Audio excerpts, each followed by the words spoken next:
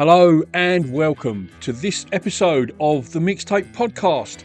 This is where we take a deep dive into the inspirations and influences of my guest as I ask them to select 6 tracks for their imaginary mixtape.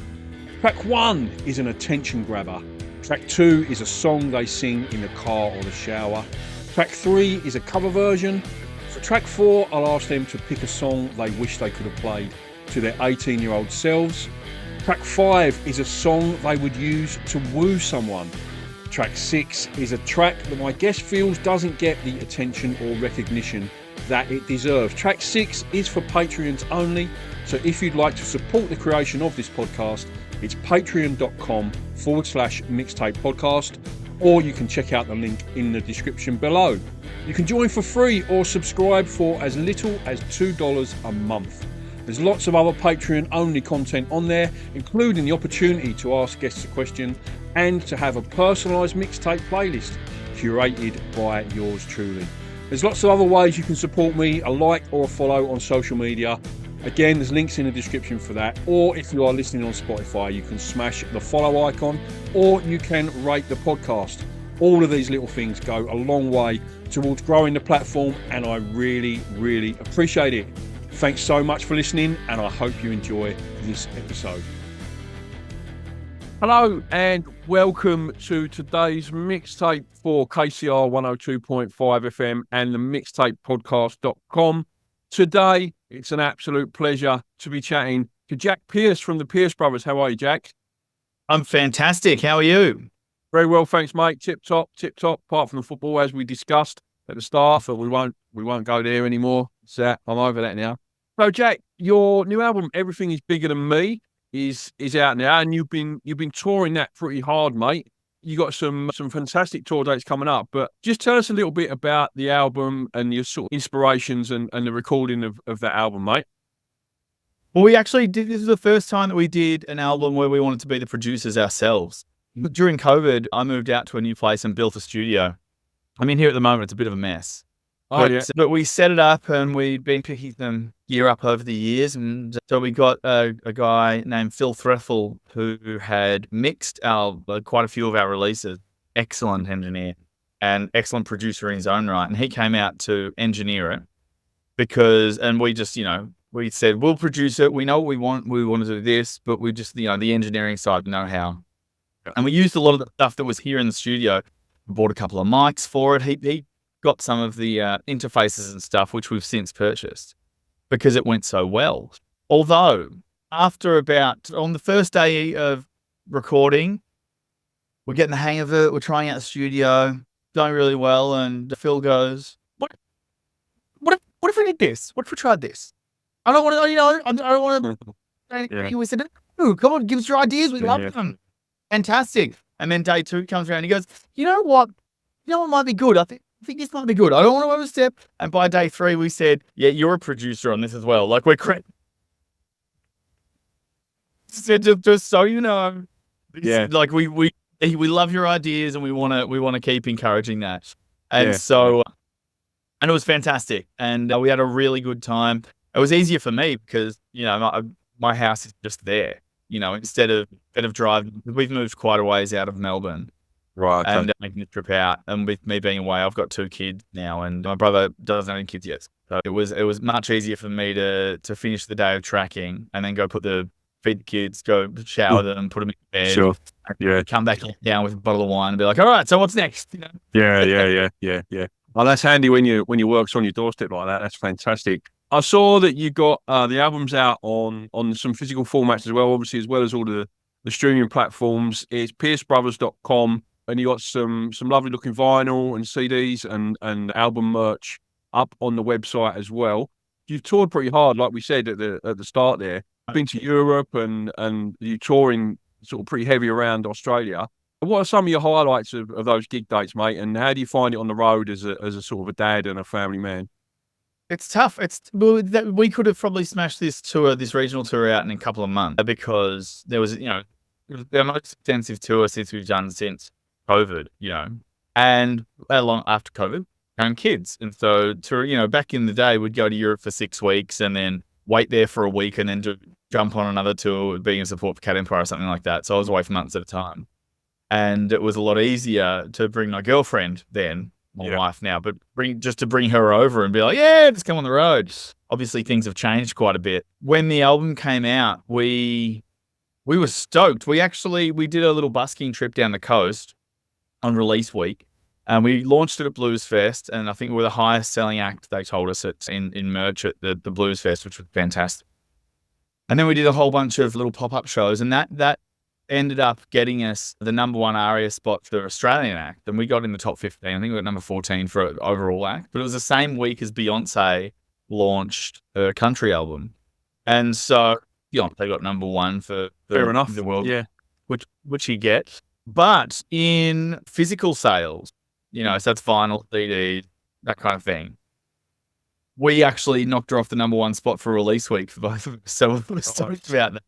Yeah. And so then started this big tour going around Australia. And the way that we approached it, being a family man now and not wanting to be away too much, was we said, all right, we'll do every second weekend. I'll be away every second weekend. And I'm still home during the week, but if I'm away 4 days every week for 2 months, and we've got an 18-month-old and an almost 4-year-old, that's a lot to pick up a lot of space. So it's so stretched it out over. I mean, we're in July now, and we've just finished last weekend was the finish of the initial run, but then we got excited and we've thrown on a couple more dates. Yeah, right, okay. Supporting James Blunt on his stadium tour around Australia. You must be fully stoked for that, mate. That's going to be a big one. Absolutely. When that came through, I was so I was floored. I was so excited to do it. I've never played Rod Laver, so that's something I'm really looking forward to. Going back to the River stage, I've played there I think a couple of times now. ICC in Sydney, we played there with Zach Brown Band, and I remember walking out and just looking at that and being like, whoa, this is huge, Yeah. And the same in Adelaide, I think we did the Ben Harper run, and it's, but I haven't played a lot of those venues since 2016. Yeah, right, okay. Yeah. And so we're just so excited to get back on that run and to do that. But I didn't realize that James Blunt was still so prolific and was that huge, and so when we got the offer, I was thrilled. And he seems like the funniest guy as well. So I'm really looking forward to meeting him. Yeah, so it's November for Perth people listening. If you're listening on the radio show, for Perth, the show is November the 28th, Red Hill Amphitheatre. Have you played there before, Jack? No, the last time we played amazing venue over there was at Kings Park in 2016 with Ben Harper. Yeah. That was, of the big venues. Yeah. And it's my favourite Perth venue, Red Hill. Amazing. Really? Last time I was there, I saw the Teskey Brothers there, and there was an epic thunderstorm going on at the same time. So we're all getting soaked and raining, but you can see the lightning over the Perth sort of. I heard about that show. Yeah, it was great. It's a great venue. You'll enjoy it there. And also, fun fact, I am friends with young Benny Castle. Shout out, Benny, if you're listening, mate. Before I worked FIFO with him in the WA mining industry. Really? He was James Blunt's guitarist in his band. And I know, it's mad. He met his wife when they were on tour in Perth, and he stayed, and that was that. And wow, no way. In FIFO mining, you meet people sometimes, and there's a certain type of person where they'll start spinning yarns, and you'll just go, "Yeah, all right, mate." Do you know what I mean? And we met, and we were chatting about music and stuff. And obviously, because every conversation I have with anyone I meet for the first time, music doesn't normally take long till that comes up in the conversation. And we were chatting, and he's like, "Oh, I used to play guitar with James Blunt, and I've been on tour, and he's telling some amazing stories about backstage in hot tubs and all this." And I was like, "Really, mate?"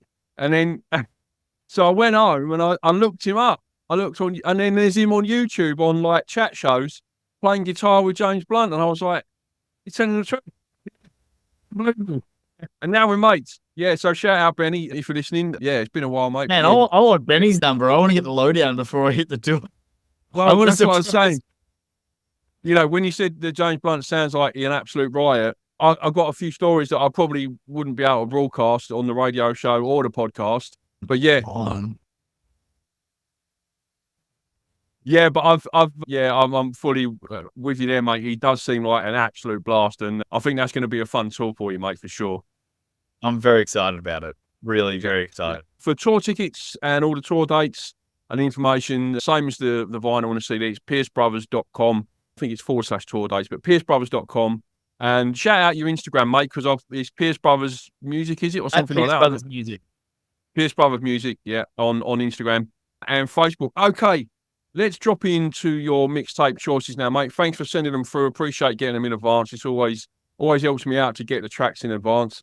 So as you know, Jack, my show's called The Mixtape, and whenever I get people on, I like to ask them to make up an imaginary mixtape or, these days a playlist, and just to sort of explore your influences and inspirations, get you to pick some tracks for it. So track one, whenever I sort of, make up a playlist, or even when I kick off the radio show, I'm always going with a big attention grabber, mate. So what was your track one attention grabber choice? Well, Son of a Bitch, Nathaniel Rateliff and the Night Sweats. Yeah. A banger of a song. And a lot of the elements of that, that's not really, we've always been kind of singer-songwriter kind of vibes. And we've tried with most of our records to expand on that so that we're not just doing the Mumford thing the entire time, which was an easy thing for it to fall into. Yeah. And I think actually there's a Mumford track later on, but we'll get to that. And so in this new record, there's a particular track where we just let's try and do something like this. So we're doing Motown snares and really trying to change it up. And transferring that to live meant that I had to play drum. We play a broken drum kit across the front, so I'm not on kick. Pat's on kick, and he's playing guitar, hitting the kick, and I'm playing the rest of the drums here. And usually we do a very simple snare on the offbeat with a tambourine, something like that. But with the Motown, the snare is on the one. So I'm and I had to change the way that I play live, which, I'm not a very intricate drummer. I kind of set into the one thing, and that's how we've done our show. And we had to change it up quite a lot. And Son of a Bitch and that whole record was really influential in a lot of places, but in particular on one song called Bottle. And then we took a lot of the sound, we took a lot of influence of the sounds in a lot of other places. And so, there's this like a slap delay, I think, on the guitar, which is really slightly overdriven but clean tone. And it just sounds fantastic. And I love that about Son of a Bitch. It's just excellent. Yeah. He's high on my list of artists to see live. I've never seen him live, but it's still all right. It's one of my all-time favourite songs. I absolutely love. I discovered him a few years ago. I think it was, on Spotify where you get, when you let it go when you're listening. I think I was listening to Teskey Brothers and then it ran out and it just goes on to other stuff that you might sort of like as well. And that's how I discovered Nathaniel Rateliff. Yeah, amazing artist. Yeah, and absolutely love that track. Teskies, I should have put them down. We grew up in the same part of the world. Yeah, right. I was going to ask you if you knew them because you're from the same sort of place and been going sort of the same sort of time. Yeah, absolutely. We always knew of each other. We only met a couple of times here and there, but I always knew. Their first release, I think, was back in, I want to say 2008 or something. Mm-hmm. And they did in Hillsville. They did Live at the Bodhi Tree, and I remember listening to that. My cousin Bodhi was actually working there at the time. Yeah, right. He said, you gotta look at the guys, and we're all kind of doing the pub scene, doing all this stuff, and I remember hearing that and just being like, "What are we even doing this for?" Like, there's nothing more soul crushing than hearing that voice and those guitars and that band work together and go, why do I bother? Because they are just such a cut above the rest. Yeah. And I've got nothing but so much admiration for those guys. Yeah, they're touring really hard as well. I heard a good friend of mine, Stu, in the UK, he's 500 episodes deep into his podcast, and he had Josh on, and they were talking about their sort of model for touring, and they're gone in wholesale, mate. Like they take the whole family and all the furniture, and they're gone for like months and months of the year. They're just finishing off their America run, I think, the second one in the last couple of years, and they're really pushing hard in Europe and North America. That's my plan. If we ever go back to the bus, we used to do buses in Europe, and then when COVID happened, things kind of tapered down for us. We were like right on the cusp of getting a bus, you know what I mean? And we got the bus. Look at us with a bus.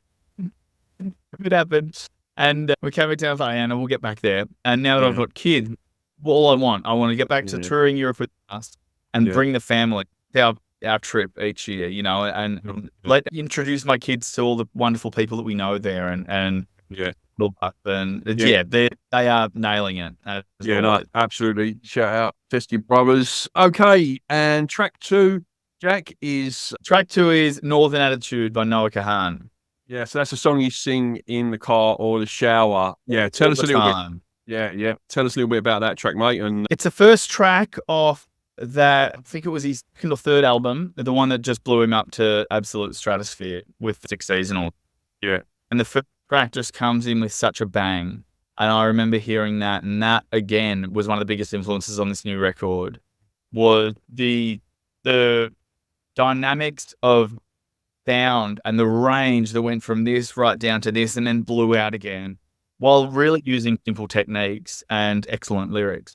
And it was something that really moved me. I first heard it when we were touring about this time last year, just before we went into the studio. And we'd had all the songs written already.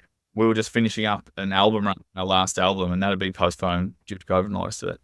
And we, as we're driving to the shows, you know, all the ones around Melbourne, I'm driving there, I'm driving home, and it was me and our merch person, EJ, and she said, I've got this record I want you to listen to. I said, no worries. And so we just listened to that the whole way. And that first song, when Northern Attitude came in, and it just hit, and then it just hit, and he sings, but it's just stomp. And I was like, this is fantastic, and it inspired me so much. And then it became a running album, and I came home and showed it to my wife, and she's like, that's, you know, it's quite pop good. I'm like, I am all so I'm seeing Attitude, it gets stuck in my head all the time. I love having people in my life who will do that for me, like that person did for you. Put this on, listen to this, you'll love it. Like, they know you well enough to know.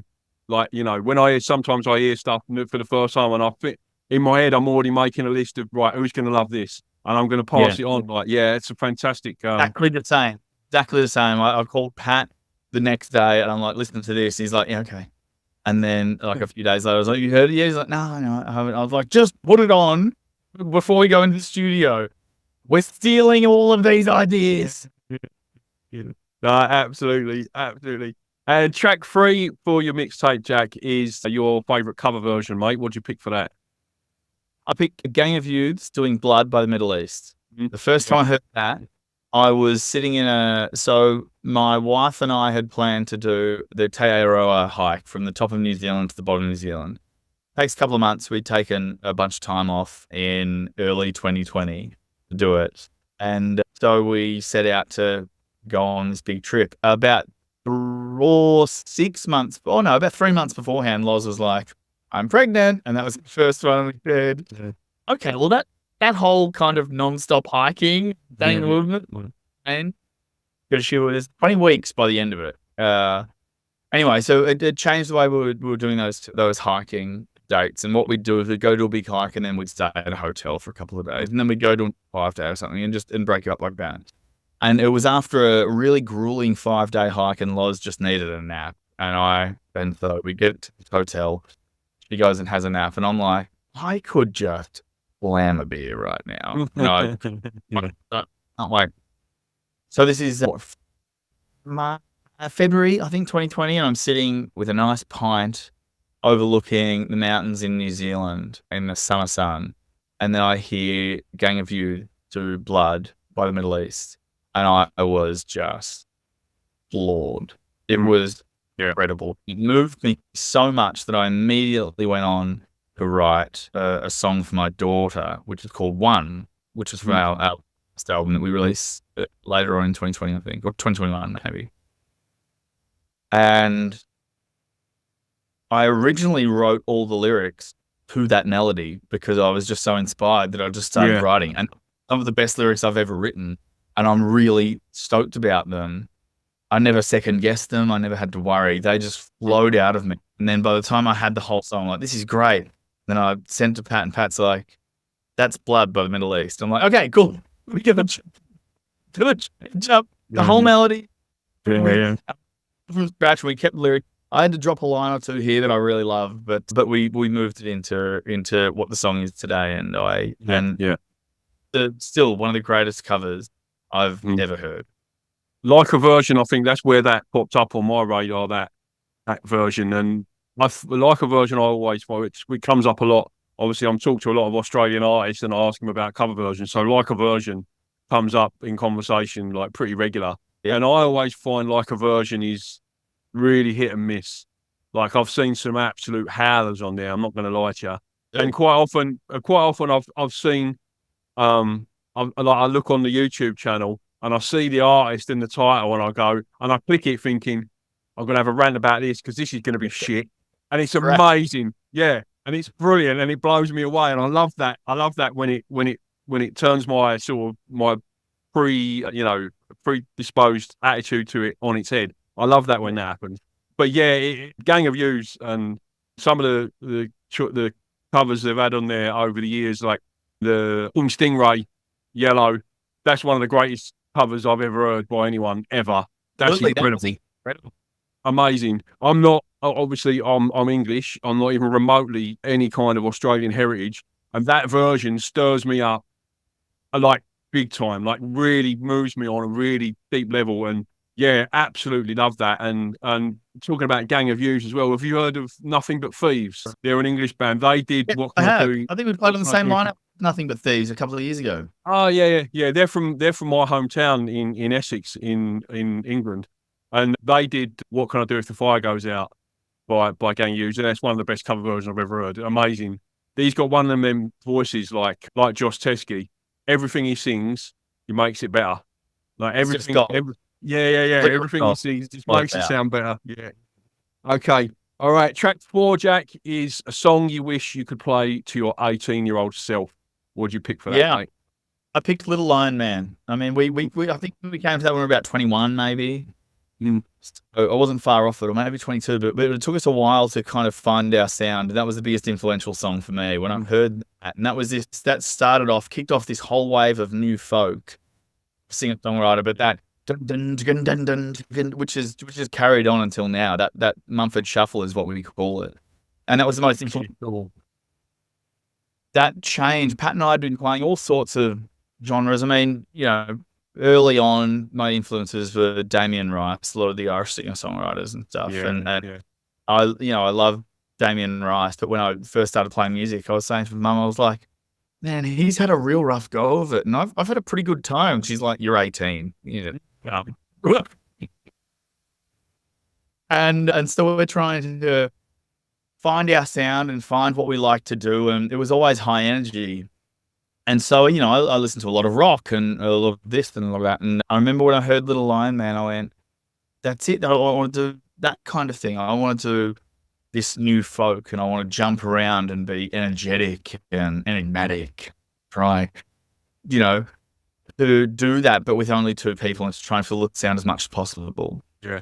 And I don't think it was until we're about 22, 23 that I really came across that, even though it came out, I think, in 2008.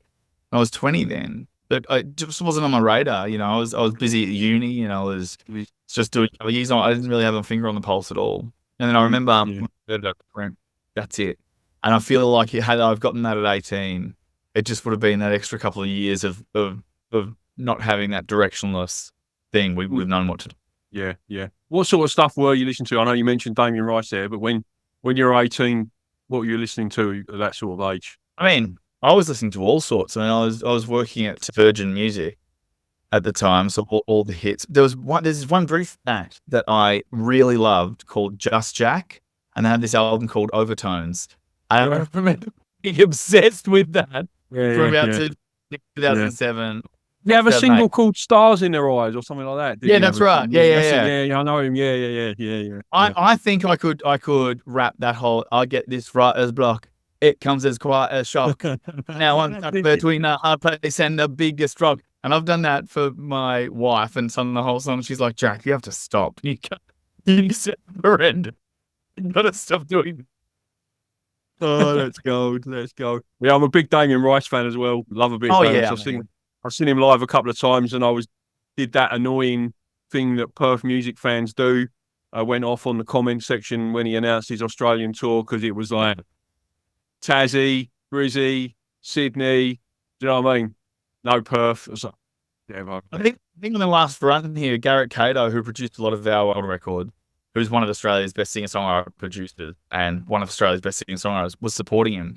My brother Pat went to film a couple of the shows for Garrett and then met him and said he was just starstruck, and he was like, they're having beers afterwards and he's filming stuff, and Pat's like, I didn't know what to do with my hand. Like, but because he was in the bit. I saw him at the Palais in 2007, I think, and we've been for years. And I brought that up on one of those drives with, at the end of when I first heard Northern Attitude and Noah Kahan. I said, great, well, I've got something for you. You'll love it. And it really shows how much the genre's shifted, because it's still a singer-songwriter, but what he does is so much more quiet. And so when I was listening to it, I'm like, wow, this is really thoughtful and reserved, but also quite dynamic in a way that's almost, now what's the word I'm looking for? It's almost theatrical in a way where it goes big, it goes real big. But I'm talking, you've got an operatic singer coming in, and it's wonderful. So yeah, the only gig I've ever been to where there was a fight, and it started when two blokes were shushing each other, and they punched on. Yeah, it was brilliant, so funny. Yeah, you would never expect it. I can do you one. Don't be clutch. That's exactly what it was like. I'm a big Lisa Hannigan fan as well. She's obviously the female vocalist on the O album. We met Lisa Hannigan once in I've Melbourne. tried to get her on the podcast like loads of times. Yeah, I've not had any joy. Yeah, she's my favourite female vocalist. Amazing, absolutely love her. We met her at a bar once in Melbourne, and my brother was coming back with some beer to the table, and asked someone, he said, sorry, I just say, you look just like Lisa Hannigan. And it's a good thing, but anyway, I am. And he goes, I am. Yes. Are you not? Looked around at a friend, like, I really? And this after we'd finished a busking day in the city. And so we're like, Pat was like, oh my God, I'm so sorry. And we had a couple of years. I'm like, I ran up, I'm like, I've got to give you a CD. I'm such. Yeah. She's amazing. I like everything she does. And my girlfriend's from just outside Dublin, and she's seen Damien Rice in Perth at like some pub in the early 2000s, like with about 100 of her mates. It was just unreal. Yeah, she's seen some amazing people. But yeah, are you familiar with a UK singer-songwriter called John Smith? John Smith, no. He's not that well known. He goes all right, but Lisa Hannigan's done a couple of tracks with him. Maybe a hard name. I know. I've had this conversation before with people. There's a UK band called A. Right, they're from Essex, from where I'm from, and they did they're a sort of late 90s band, so it wasn't really, Google and web domains and that wasn't really a thing then. Do you know what I mean? In the mid to late 90s. Right. Wait, who was the Wait done by? Was the band, wasn't it? Yeah, exactly right. Yeah. Google wasn't around then. And a similar, there's another UK band called The Music. Can't even find them on Spotify. Or you can. It's it's not that easy. But yeah, John Smith, he's amazing. You'll like him, I think. I'll send you a couple of links when we finish talking. Especially the one he does one with Lisa Hannigan called Star-Crossed Lovers, which is an absolute heartbreaker of a track. Her vocal on that is one of the beautiful things I've ever heard. But yeah, I'll send you some links after we keep talking. All right, and track 5, Jack, is a song you would put on your mixtape to let the listener know that you're romantically interested. What track would you use to woo someone, mate? So it's something I came across again real recently, and I hadn't heard for years. The Story by Brandy Carlisle, and I just remember hearing it and going, I haven't heard this song for so long, and it's so good and so moving, and the lyrics are just so empathic about somebody that you love that really sees you, and that you're talking about someone that really sees her for who she is and helped her get through so much. And the whole story of all these lines on her face was the story of who she is. And you see Exactly what I was just going to say to you. The opening line of that song is like, I love that. The lines on my face tells a story of who I am. I love that lyric. Right now, seriously, just talking about it. It's such a moving track. And that was something that Pat and I sang it to, I brought it up. I was like, man, I haven't heard this song for years. And Pat goes, wow, we should do that as a cover. I'm like, that's a tall order to try and cover that. But then there's the line later on, and even when I was flat broke, you made me feel like $1,000,000 due do. I was made for you. I mean, what a lyric. Like, it's excellent. And it's, again, this is something I've found just recently, and I've just gone, well, how have I not listened to this for 10 years? Yeah. And I'm playing it all the time at the moment, and it's just one of the best love songs I've ever written. No, absolutely, absolutely. Fantastic choice. Just to shout out for the Spotify playlists, if you're listening on the podcast or the radio show, if you head along to the mixtapepodcast.com, then you'll find a link to my Spotify where I've got 6 Spotify playlists. Every track 1 that's ever been chosen, every track 2, every track 3, every track 4. They're all there on 6 separate playlists waiting for you to discover. It's the mixtapepodcast.com if you want to check those out. Jack, just to round things out, mate, what is happening for Pierce Brothers in the future once you've got the James Blunt tour out of the way? What you got going on for the back end of this year and the early part of next year, mate? We've got a bunch of festivals coming up. We've added a few shows here and there of headliner shows. We've just come off the end of the album tour, and we're working on new material where we want to have 2 songs done in here by the end of the month, which we're running out of time on. We've just had an incredible producer reach out and want to do a co-write, and we've worked together in the past, so we're going to be doing that as well. And then, working towards next year, we've got some really exciting stuff that we can't announce yet because the lineups haven't been announced yet. So there's pretty cool things happening going into next year, and then, working on the next album and keeping on going. Fantastic. Jack, thanks so much for coming on the show. Really appreciate your time, mate. Tour dates, tickets, vinyl, CDs, it's piercebrothers.com.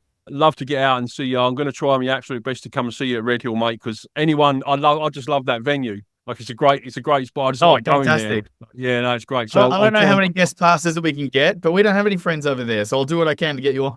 Brilliant. Nice one. Cheers. Yeah, just shoot me an email, mate. Nice one, Jack. Cheers, mate. Have a good one, buddy. Thank you so much. Thank you so much for listening to the Mixtape Podcast. All the links that you will need are in the description below. Link to my Patreon, my guest website and social media, my social media, and the link to the Mixtape Tracks playlist as chosen by today's guest. Thanks so much for listening. Until next time.